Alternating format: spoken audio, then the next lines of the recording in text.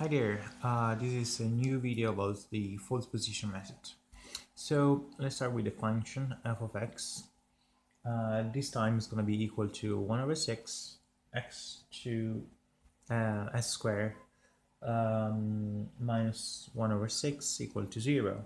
And we're going to start with two values. First of all, since this is not a calculus class, but this mathematical method class, we're gonna approximate and bring everything to fraction. So this is like saying 0.16 x squared minus 0.16 equal to 0. Now we're going to start with two points, x1 and x2, and by plugging those 2 points that we're going to choose back into the function, we're going to get a positive value and a negative value. So if the function is continuous and we get a positive value and a negative value, there must be a point in between those in which the function is 0, so in which the function is going to cross the axis. So as x1, I'm going to choose 0.03, and as x2, I'm going to choose 10. So let me plug those two into my function. So basically I get f of 0.03. I get 0.16 times 0.03 squared minus 0.16, which gives me 0.16 times 0.0009 minus 0.16, which gives me 0.000144 minus 0.16, which gives me negative 0.16. So a negative value, we're good. Now we expect from 10 to get a positive value. So f of 10, if we plug 10 back into our function, we get 0.16 times 10 squared minus 0.16. So we get 0.16 times 100 minus 0.16, which gives me 16 minus 0.16, which is 15.84. So a negative value and a positive value. So we're good.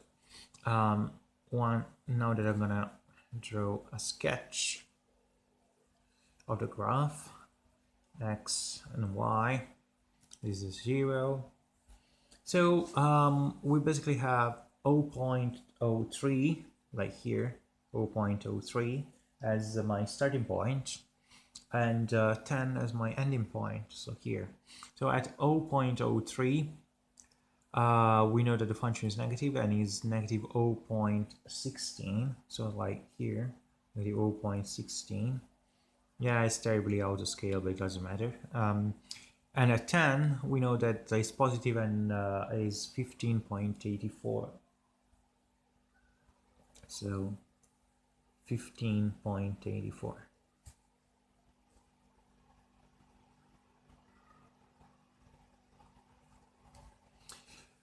So since now that we're going to start, we actually expect the function to cross the axis in somewhere in between those 2 points.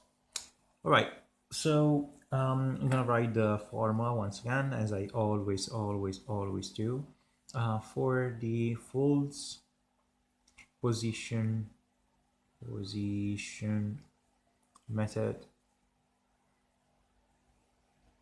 We have xr equal to x2 times f of x1 minus x1 times f of x2, everything over f of x1 minus f of x2. So we have, there we go. So we have xr1, which is x2, so 10, times f of x1, so negative 0.16, minus x1, so 0.03 times f of x2, so 15.84. Everything over f of x1 minus f of x2. So f of x1 is negative 0.16, so negative 0.16, minus f of x2, 15.84. 15.84. So we got negative 1.6 minus 0. I'm gonna need a calculator here because otherwise, sorry about that. 0.03 times 15.84. Okay, so is 0.47 roughly. Everything over 0.16 minus 15.84 is negative 16.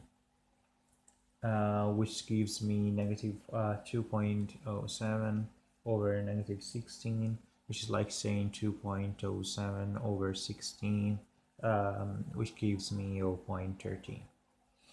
Okay, so now that we've found 0.13, which is roughly like here, 0.13, we're gonna plug 0.13 back into our function.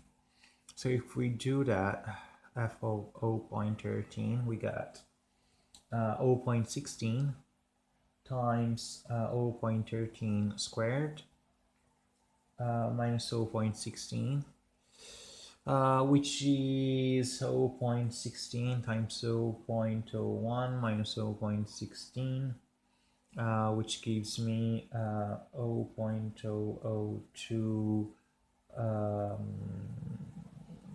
704 minus 0.16, which gives me negative 0.15.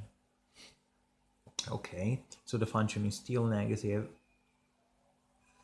and gonna get here. So since it's still negative, we expected the function to cross between 0.13 and 10. So we go on, xr2.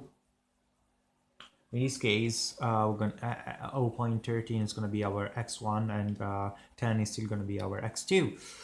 So the formula says that x2, so 10, times f of x1, so negative 0.15, minus x1, so 0.13,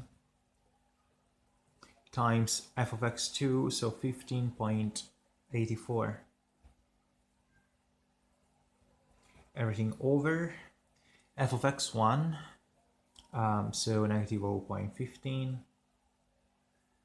minus f of x2, so 15.84. Therefore, I get negative 1.5 minus 2.06 over negative 15.99, which gives me negative 3.56 over negative 15.99, which is like saying 3.56 over 15.99, which gives me 0.22. All right, so at our new value is going to be 0.22, so like here 0.22, and now we're going to plug back 0.22 into our function. So if we do that and we plug 0.22 back into our function, we got 0.16 times 0.22 squared minus 0.16. Therefore, we got 0.16 times 0.049 minus 0.16. So it's 0.00793 minus 0.16, and therefore is negative 0.14. So the function is still negative, negative 0.14. But you know, we're getting closer and closer and closer. I'm gonna stop here. So our best approximation for this curve would be this one, something like this. So basically this one. And as I always say, we could go. I'm sorry, made a boo boo. But anyway, we could go on and take 0.22 as our new x1 and 10 as our x2, so go on and get closer and closer and closer to 0. So as you can see, we are getting closer to 0. Negative 0.16, negative 0.15, negative 0.13, 14, and then eventually really close to 0 by going over and over again. So this has been another video about full position method.